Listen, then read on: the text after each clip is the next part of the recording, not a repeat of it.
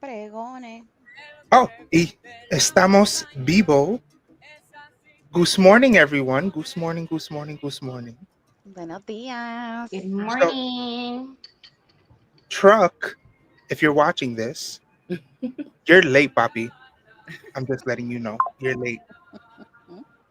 Anyway, today we are talking about what it means to look Puerto Rican and I guess the certain stigmas that fall behind that.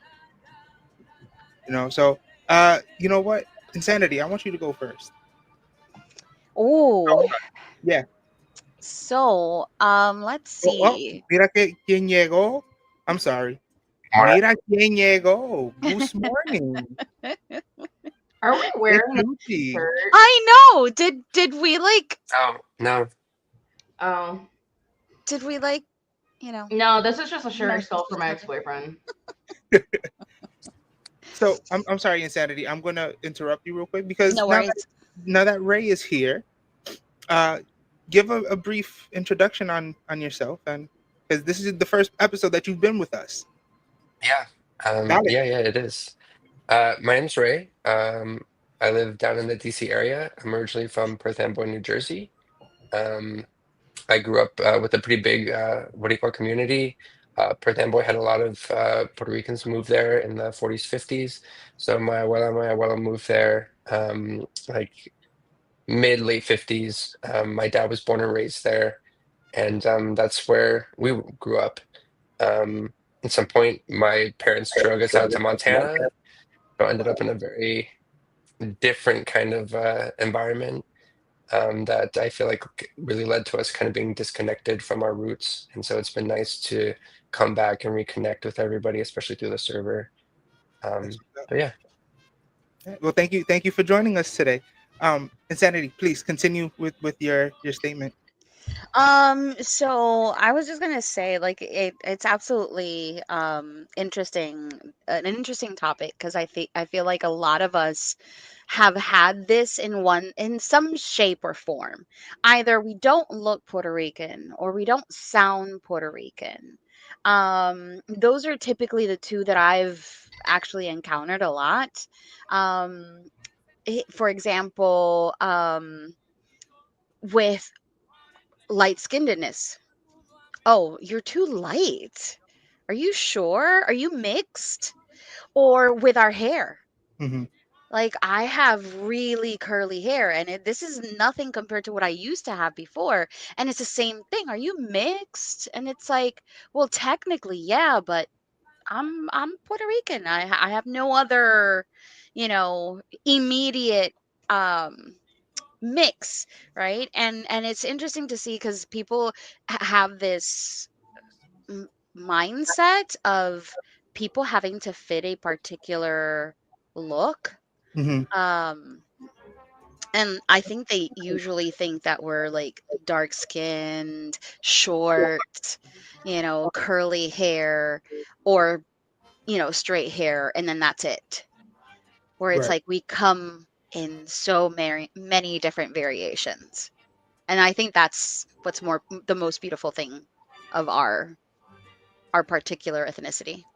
Yeah, I think the best part about the whole Boricua culture is that you could have someone as light skinned, looking damn near like mayonnaise, to someone looking almost like 3 o'clock in the morning Yeah. type of darkness, And I love that wide range of spectrum of colors that we could all fit into. And Ray, I'm gonna pick on you a little bit. When I first saw you, I was like, no fucking way that this dude is Hispanic. He passed for a hipster, the classic white hipster kind of dude, and it threw me off. And then he's talking to me in Spanish. I'm like, I the mean, dog head granted, he was tilt, also wearing skinny jeans, so I could see it. right? So I did the whole dog head tilt, like, oh shit. okay, to be fair, that was a throwback picture. I don't Okay, wear skinny Ray, jeans you know I anymore. love you. I want I to just clear that out. Uh, but yeah, so with that being said, Ray, why don't you tell us about your experiences, you know, or or if have you had like a identity crisis because of that? Definitely. I like to say like I'm too white for Puerto Ricans, but not white enough for white people. Mm. And that's something I really experienced in Montana.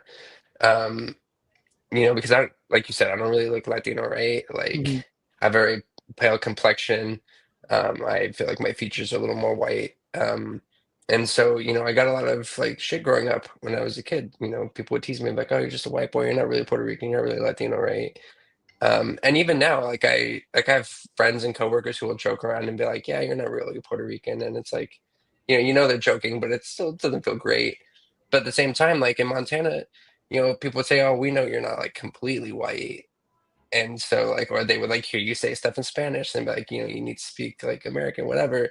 And so it's a hard space to be in because then you're like, yeah, am I really like what makes a person Latino, right? Like, it's not the color of your skin, Right. but also so many people are judged because of the color of their skin, right? So like there's there's just a lot of, I feel like, nuance to it. And so it's hard to find a space where you like fit in because like, you know, I talk, I present in a certain way. It doesn't, and again, being so far removed from the culture for so long makes it harder to fit in. And then, you know, I show up looking like this, right? Mhm. And I feel like when I went back to PR for the first time a couple of years ago in a long time, um, it was hard because I really didn't feel like I fit in there. And you know, it's like I'm going back. I want to reconnect with the culture, the people. You know, it's a place I really loved being as a kid, and so you know, it's hard to walk around and they see you just like another gringo tourist, right? And so it's a rough experience, and I really feel like it does create a crisis because it's like, man, am I claiming to be something I don't have a right to claim? Like, am I taking up space where I shouldn't be taking up space? But also like I grew up like in a really big like Puerto Rican culture. Like, you know, we went to a church that was mostly like Puerto Ricans, Dominicans, Cubans. Mhm. You know, like after church we go to my abuela's house and we'd have like arroz con andula and pastelillo and patele and totone, you know, like all of our friends would come over. And so it was really the Puerto Rican experience. So it's, you know, you have that inherent connection. And you know, so it's hard to like, I feel like try and connect, especially as I get older. You know, the two parts of my identity, and you know, because my mom is white, so I can't like say like I don't have, you know, any. But I feel like I really grew up connected to the Puerto Rican side of me, and that's the part that has resonated with me. You know, I grew up with my titi telling me, you know, you're Puerto Rican, you should be proud that you're Puerto Rican. You know, as a small kid, and I held on to that. I've held on to that since the first time she told me that.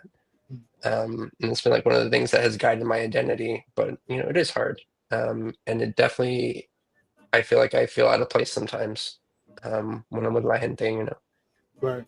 Right. Me, Lightning, you fall into that, same spectrum, complexion wise. Do you have a similar, thought process or experience? I think mine's a little different because both my parents are from PR. My dad is much darker than I am, but for all intents and purposes, he's like moreno. Like, Mhm. whereas my mom, like, she's still like that olivey, like white, so she's still pretty tan. Like, but like growing up, like people would tell me like my mom spoke with an accent, and like I never heard it. I feel like she doesn't. Mhm. Um, Whereas like my dad mainly grew up in New York City in the 50s and 60s, whereas my mom came here in the 80s. So I kind of feel like I had like that little bit of like a difference. Right. But when my parents moved out of the city after I was born, I grew up in a pretty um like white area, and then this actually became like one of the immigration hubs for a lot of like South American immigrants and stuff like that. Mhm. Um and then for a big part of like my life, like my ex-boyfriend, we've been friends and dating on and off since we were 17. So I really kind of just assimilated more. Like I knew more of like Mexican culture than anything else, but he was also Mexican and Puerto Rican. Mhm. So he would have a lot of these same sentiments, but like if you looked at him, he just straight up looked Mexican. Like, if you saw his dad was as light as like me.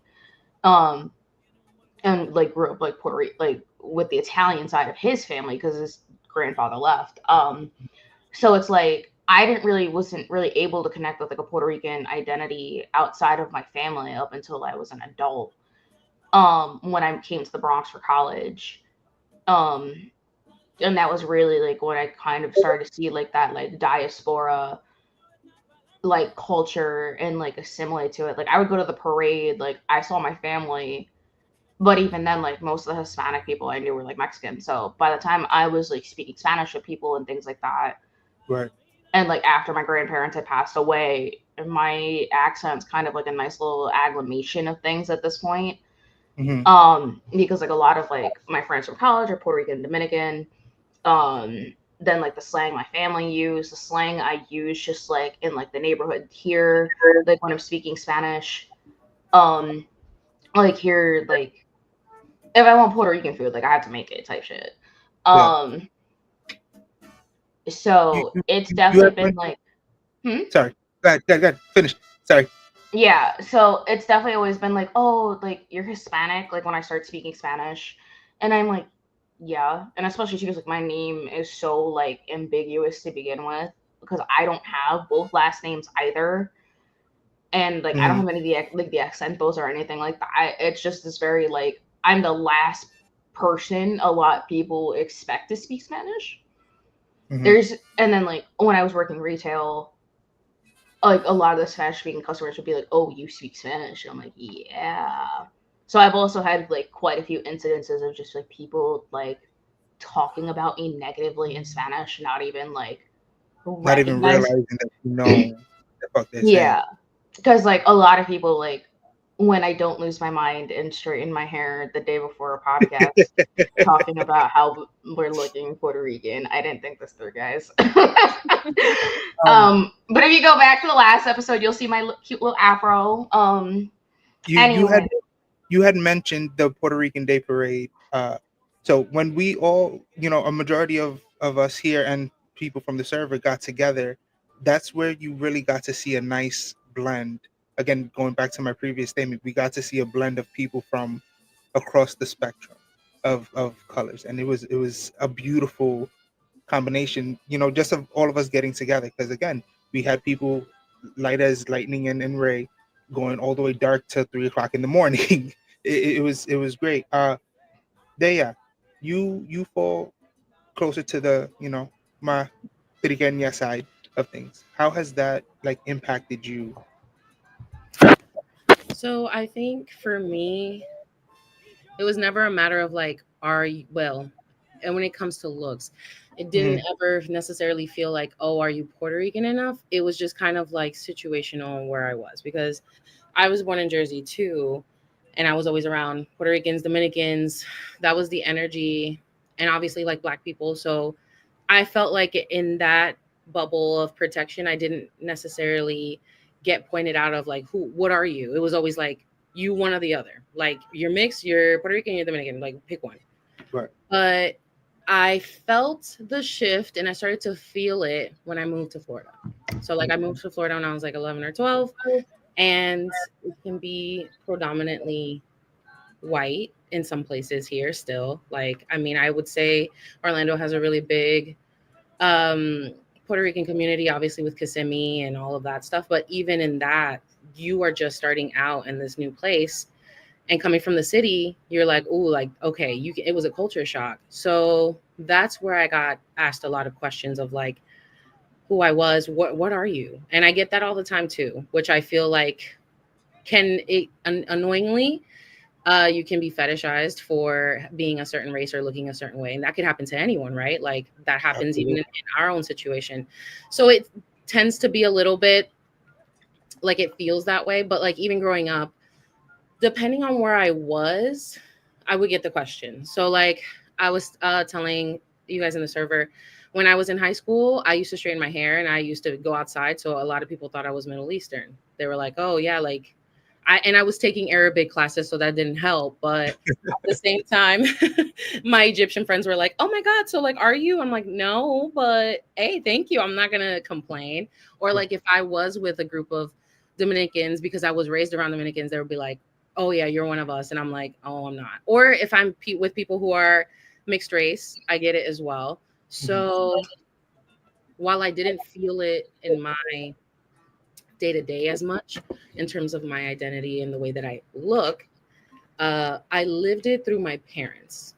And I think that's where the colorism was distinct for me my entire life, because my father is probably like a little bit lighter than me. He could pass. I would say he's passing when it comes to like if you're lighter skinned. It's only when he opens his mouth that you're like, yeah, he's not white. But my mother is dark skinned. She's darker than me, both, and I always say this very proudly. Both my grandmas are black. They're both dark women. One of them looks quite indigenous, like long face, long nose, but bright, like brown skin. So for me, that was always like that was the standard, that was the model of being a Puerto Rican woman, was being a black woman, because that was what I had seen. But throughout my whole entire family on both sides, for some reason, I don't know, they're all very much like if you're light skinned, you're with a dark skinned person, and vice versa. That's how it is in my entire family. So everybody looks like me, and then just like you said, all sorts of like shades of the like a foundation. Like it's literally Right. just like all sorts of like gradients. So the only time that I felt the colorism was when we walked outside the house, like when we opened the door, because I noticed how my mother had a completely different way of living than my father. Like, whereas my father, his life, I'm sorry to say, his life was much easier. And maybe it was just circumstances as well. But my mother, like, or anyone who was darker than that, because I have two brothers. And I feel like I'm the lightest one. They're the middle one is like a nice tan. And then there's my brother, my youngest brother, who's darker. Our lives are not the same. They're not. They're just not. And it sucks to see, because I know that their lives, especially on the states, it's just harder. It's harder. And colorism is going to be whatever it is in every country, but it's not fair to say that all of us get treated the same way.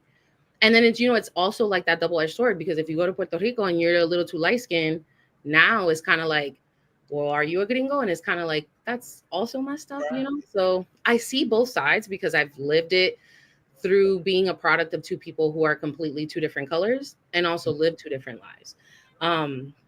So what being Puerto Rican or looking Puerto Rican meant to me was so different. But then when I got in the server and I started talking to some friends and stuff like that, like one of our friends, I remember she was like, can you send me some pictures of you, because I don't know what you look like, and like I want to save you in my contacts. She was like, oh my God, you look so like Puerto Rican. And I'm like, what does that mean? What does that mean? Because when I see her, I'm like, she looks Puerto Rican to me. Like she Right. looks like my titis. But the beauty of it, when you start to like not care what anyone says or does or thinks about how you look and whatever that looks like, when you kind of break that wall of like who cares, it is the most beautiful thing, because you can go on that island and there are just so many beautiful shades. Absolutely. And I love that so much. Like that is something that brings me joy, of knowing that we're not just one color. Like you can go that people surprise me all the time with being like, oh, I'm Puerto Rican. And I'm like, I should have known. Like I wouldn't have known, like nonetheless. But that has kind of been my experience. I do think that there is some privilege to like having the long curly hair and being able to tan, which thank you, mommy, because if not, I would have. But I feel like that was a direct attack at me. stop it. But no, like I genuinely. No, my skin is slowing off under the shirt. I told you. I wore sunscreen. You wanted to bring hoodies. I was like, you were going to melt in the Florida sun. And now you have to wear like 70 SPF. That's what my Give me 1 second, because somebody in the comments is trying to be a bit of a troll. So I'm just gonna address you directly, Zach. To unite against the Mexicans is completely outrageous, because believe it or not, we are more culturally tied to them, between our agriculture, between our spiritual practices, and between the way that we look.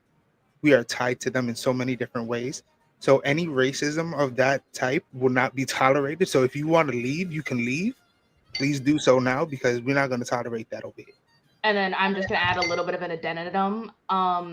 Like we as like Hispanic people in general need to stick together. And many Mexican people will work their asses off to provide for their families, and they are just like Puerto Ricans in that way. They will literally give you their shirt off their back, even if it's their last shirt, their last like $10. Absolutely. Like Yep. you're not leaving a Mexican person's house without eating, clothes, and Exactly. money. Exactly. Yep. Like I have never been treated poorly by any, and growing up in like a big Mexican area, like they were the first Hispanics to take me in with open arms. Yeah. I've never met a Mexican that's turned me away. So Yeah. there's Hmm. that. Anyway, all right. I don't want to give them too much time and energy, so we're gonna move forward.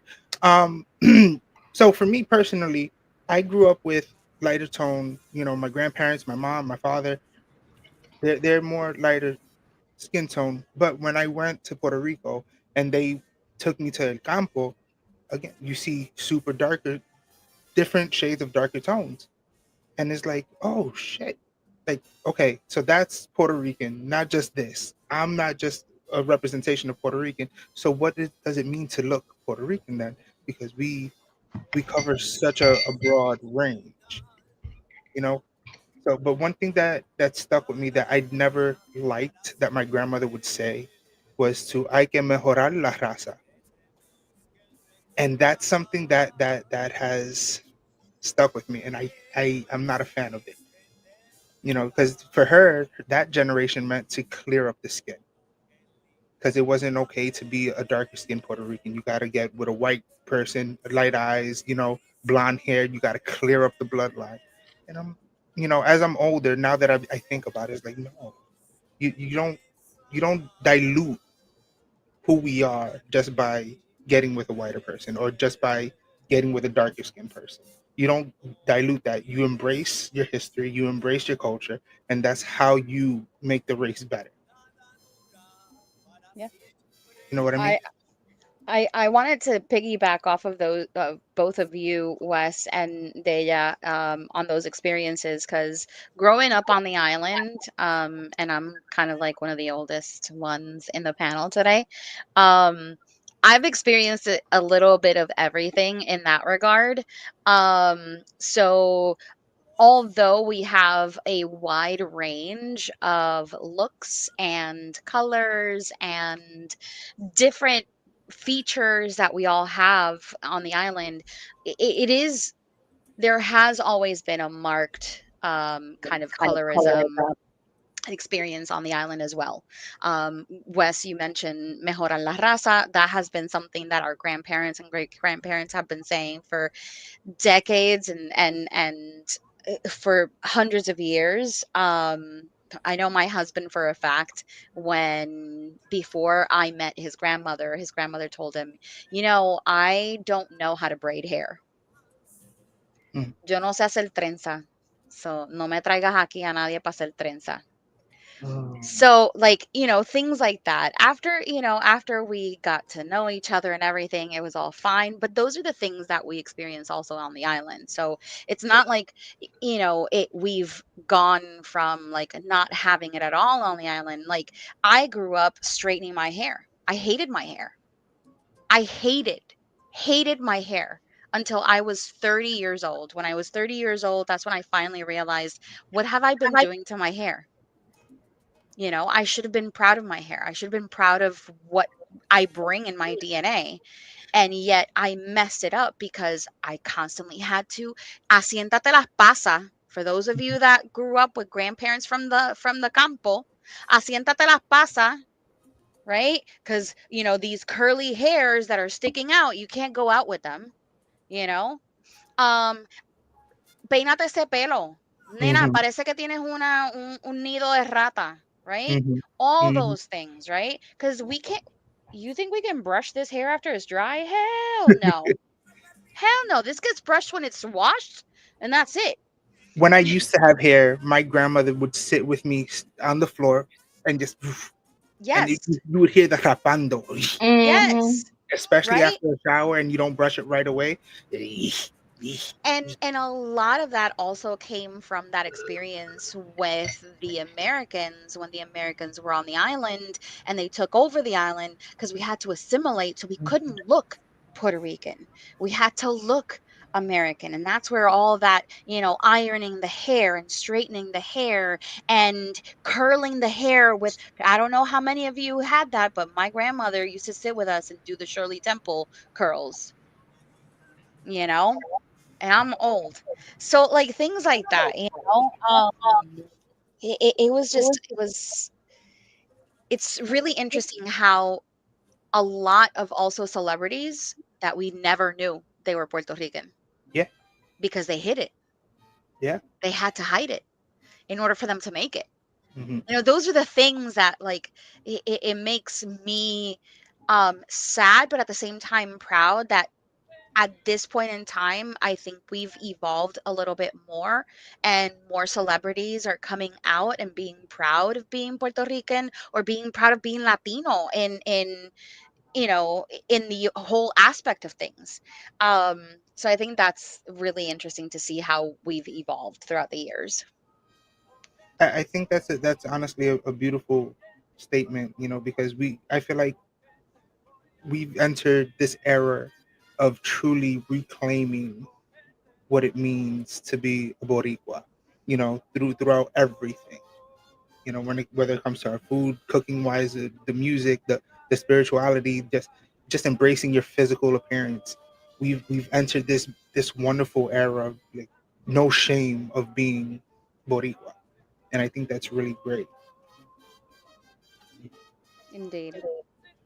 Yeah, like it makes me think. 'Cause I'm like, at least like on my mother's side of the family, we've actually managed to find slave papers for like 3, 4 great grandparents back. Like a lot of my mother's, like even my mother's like parents would be considered black for all intents and purposes, and she came out Mhm. so light skinned. And then like with my grandfather on my dad's side, we don't even know, like, I hate saying it like this, but like we don't even know how mixed he is. So then like I remember growing up with my grandma, like she would take care of me during the summers, like she would always be doing these like tratamientos. And then if like you remember, I don't know if like some of the girlies in here or remember the Mita de Perales, Misa de Perales. Yep. she used to slather me in that in VO5. Yep. Like she was always like pendándome, like I would like she would have me like in the bathtub like trying to do my hair.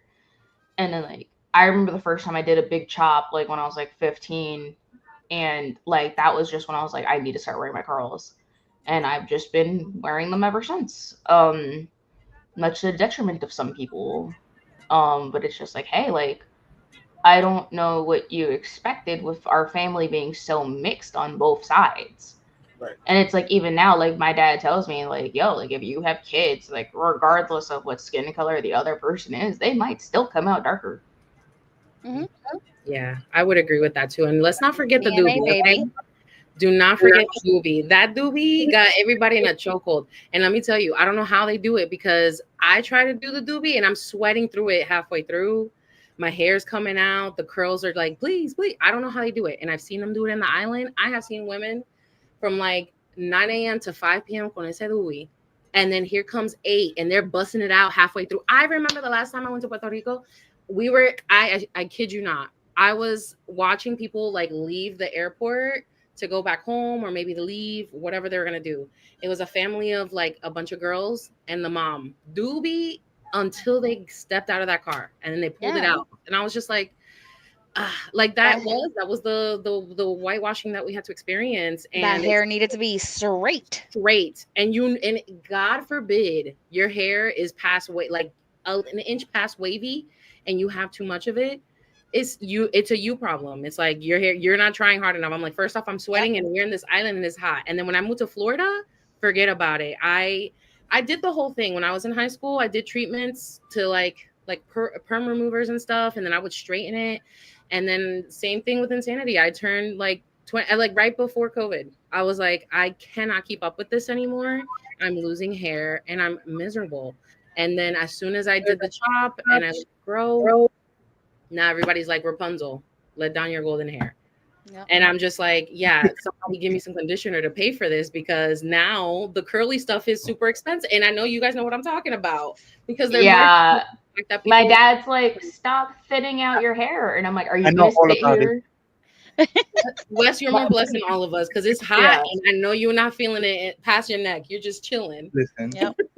No, like my dad's like, stop thinning out your hair, let it grow. And I'm like, please. Yeah, because they're not the ones that carry it. Have to Like, deal what the with it. hell? Right. I'm like, my head is heavy. Right, because Like, that's another thing. I got a big head too and all this hair. This like I cannot pick a trouble. Not only that, I'm like, is it like I'm terrible because I sleep with my hair down. Once the middle starts to like tangle, I can't. I literally debulk the middle because if not, my hair's not air drying, and I refuse to blow dry it every week just to get it dry. Not even so much to straighten it. That's why I thin my hair. I'm like, I can't. And I that's would a gladly problem grow. too. Because like we're not, because for so many years we've had no systems in place to take care of our natural hair. We're figuring it out now. Like I was lucky that since I started like my like natural hair journey and like just general like puberty during 2013 during the advent of YouTube. Um so like shout out to all the black queens that actually taught me how to do my hair on YouTube. seriously. Because, like they were like the first people like to actually teach me how to do my hair.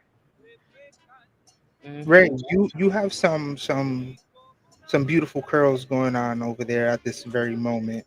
Has that like confused people as to Um, it's funny. I was listening to Sanity talk about how she learned to love her hair in her 30s, and that's when I learned to love my hair too.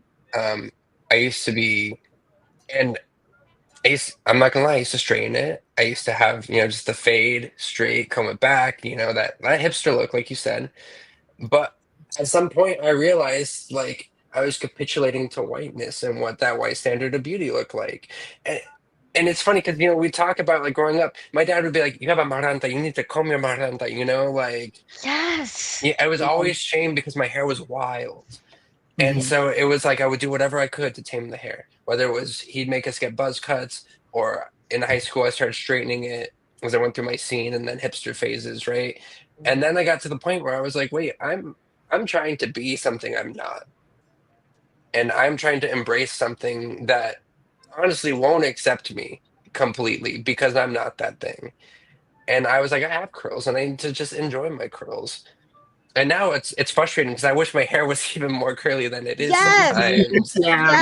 Yes. Because I'll get the curls up front and then the back will be kind of flat depending on like and I'm like thinking about getting a bonnet to sleep in at this point so that Get my the neck bonnet. stays curly. Get the bonnet. Just Like get it.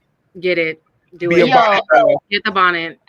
I have never felt so seen walking around in my bonnet than I did in LaGuardia at like 5 in the morning, and I see mad girls with their bonnets, and I'm like, I'm T. here for it. Yeah. LaGuardia will do it to you. So yes. Yeah.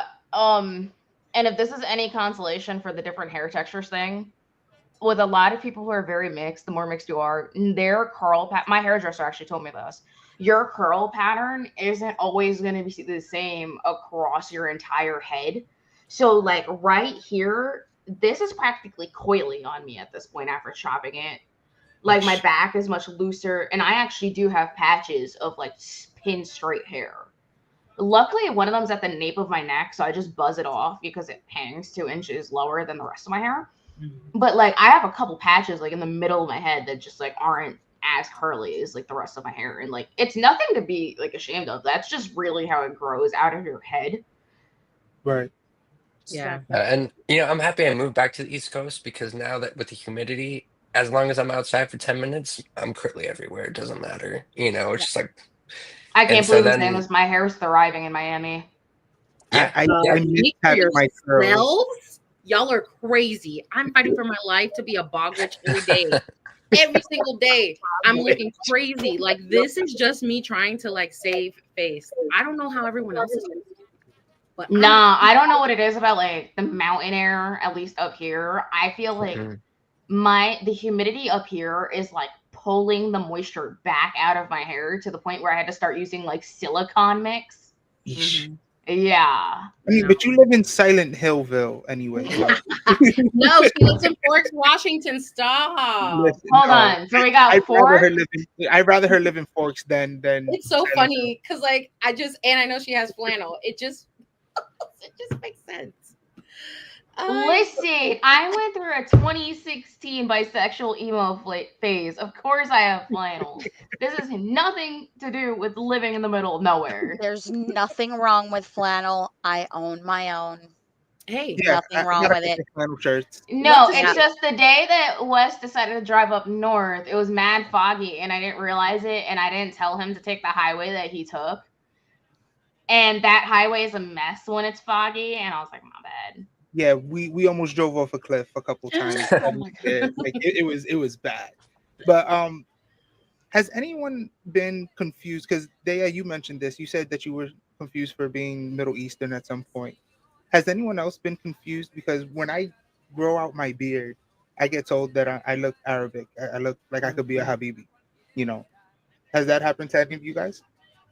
I'm gonna ask one or two times. My dad actually gets it a lot. And back after 9/11, when we traveled and we were flying, he would almost always get the random search, always. Wow. And The never forget, he random. was, Yeah. the The random. random profiling. Yeah, yeah, yeah. We see you, TSA. Yeah. But there was once he was flying with my mom, and they pulled him out, and he told my mom, "Look, they're gonna pull me out." So they pull him out, and they asked, "What did you tell her?" And he said, I told her that you were about to pull me out." And he said the guy looked kind of sheepish, and then pulled the next five people out too, to like try and look like he wasn't. But it's yeah. And actually, we were eating at an Indian restaurant earlier this year. I think for my birthday actually. And one of the servers asked my dad, he's like, "Are you light-skinned Indian?" And my dad's like, "No, I'm Puerto Rican." Wow. But yeah, I actually it's met a guy who was Puerto Rican and Indian. Like he was Tamil. And I'm like this like I've seen so many like cool mixes of just like Puerto Rican people. I know like quite a few like Puerto Rican Palestinian people and I'm like, period. That's actually Yeah. really It dope. makes sense. It makes sense. Like I remember seeing this TikTok of this person who was, I don't know specifically, but definitely like Middle Eastern, and they went to New York, and somebody had confused him with a Puerto Rican, and he was like, and then that the lady he asked, "Why do you think that?" Because this is like the third person who's asked me, and the lady was like, "It's got something to do with your forehead." I don't know what that means. Yeah, I think it's typically like this area here is where we get confused a lot with like Middle Eastern areas. It's from the nose to the eyes, just the almondy eye Mhm. look, especially for women when we have like eyeliners and we do like that full look. It's like automatic where it's like, oh, are they? Like at least like I personally haven't had it happen. Like usually people will actually ask me like if I'm like African American mixed or just like some other like darker like nationality, like whether it's Caribbean or like straight up like African American. Um, but a lot of people who get told like they look Arabic, it's really just because of like how the Moors took over Spain for over 400 years, mixed in with that culture. And then when Spain actually went to colonize like Puerto Rico and the rest of the West Indies, like that's where a lot of it comes from. Because like at least like my nephew, he's gotten mistaken as Middle Eastern. Um, Whereas like with me, like I'll usually get asked like, are you Italian and like African American? Like really a lot of like I think like Insanity was saying, it's just a lot of like the upper face, like depending on like the Mhm. shape of your nose, the forehead, the shape of the eyebrows, and really just like the shape of the eyes. So Yeah. this brings up my next bullet point. There's been some Asian people born in Puerto Rico. The Boricunos, I as they love like to be called. them. I think they're fucking phenomenal because they speak better Spanish than I will ever speak in my entire life. Hey, you know what? I've taken Mandarin, and let me tell you, they can speak that too. They're so impressive. I cannot get over it. I can't. There's this one buddy Chino TikToker that I love her. I think I know who you're talking. Um, but like, I know who you're talking about. Yeah. oh my Excuse me. god, like the So food, I know yes.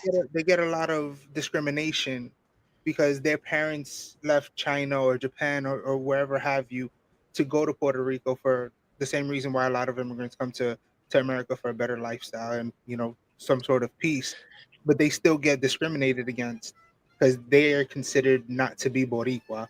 Meanwhile, their parents got with someone from the island, and you got the Borichino mix. What do you guys think about that? I I think that's personally don't actually think it's right. Go ahead, Bunny. it's something we had talked about in our book club actually, because in the late 1800s, the Spanish have brought um, Chinese and Japanese folks over to help build one of the main roads. And people who didn't stay were told they were going to be taken home, and the Spanish just threw them off their ships. Wow. like that our our experience as Boricuas Mhm. is inherently tied to the experience of those Asian folks who came to the island, because it all happened through oppression and decolonization and taking advantage of people of color by the Spanish in that instance. And I think, it comes back to like what makes a person Boricua, right? It can't be because you're Spanish, because you're just Spanish. You're just another, colonizer, right? And at the same time, is it because you're like Taino? Is it your indigenous roots that really make you Boricua? Like that's, I think, a different conversation. Right. Um, but in 2025, Puerto Rico it's a melting pot of, you know, Afro Latinos, Asian Latinos, indigenous Latinos, and even white Latinos, right? Like our culture is made up of all of these beautiful cultures that came together and were molded together under colonialism and imperialism and oppression, and we created something beautiful. And I don't think, it's ever fair to say like, Chino bodies aren't like real bodies. You know what I'm saying? Yeah, Um, I agree 1,000% with that. I definitely think too, just to kind of like even build off of that, like when you see like, I always say that like, and I've been seeing people too that people say like Filipinos are like the Puerto Ricans of Asia. It's because they are. It's like our countries were inherently founded on like colonialism, on imperialism, like and oppression. Like people look at me like once I even started noticing like I've started noticing like just a lot of even different similarities in food like across the Middle East, across like Asia, and like even across like Africa. Like so much of our food has like a Nigerian, like Yoruba and like Igbo influences. Like our carne guisada, like our pollo guisado is like very, or like arroz con pollo is very similar to like Arabic macloba. Like Yeah. many of our even like part of our Spanish language is Arabic at its fundamental standpoint, like camisa, like aceituna, Hmm. guitarra. So it's like a lot of people don't realize like a lot of people don't realize we almost wouldn't be where we are present day if it weren't for this struggle. Like it's in us. And I really think just embracing that cultural identity is what makes us like Boricua. It's funny that you mentioned the similarities between Arabic language and the common Spanish that's spoken today. I was watching a video on TikTok and it left me stuck on stupid how similarities, like you said, shirt, camisa, Yeah. is how similar it is. Camis. Yeah, it's crazy to me. And Camisa, blusa, Blusa. calzón, yeah, pantalón, Azúcar. yeah. azúcar. So it Um, just feeds into the whole notion that like what Bunny just said, we are a beautiful melting pot of different cultures, different religions, different shades of color, different people from throughout the world. And like we're not just in the island of Puerto Rico. We are everywhere. We have influence in every place, in every aspect of the world. We have some sort of influence or we've been influenced by others as well. So I had a question for the rest of the panelists and maybe for those on chat as well. Um, what has been the most shocking outing of a celebrity that you didn't know was Puerto Rican? Because for And me, growing up was Raul Julia. really? I had no clue. I had no Girl, I clue. saw Adam's Family and I I was knew little. he's one of okay, fair. I Fair. was little. So at the time, when he finally like you see him and it's like, holy moly, and you see all these other movies and everything, and I'm like, okay, he's freaking awesome. And it's like, oh, he's Puerto Rican. And I'm like, what? What? And it's like things like that. Another one was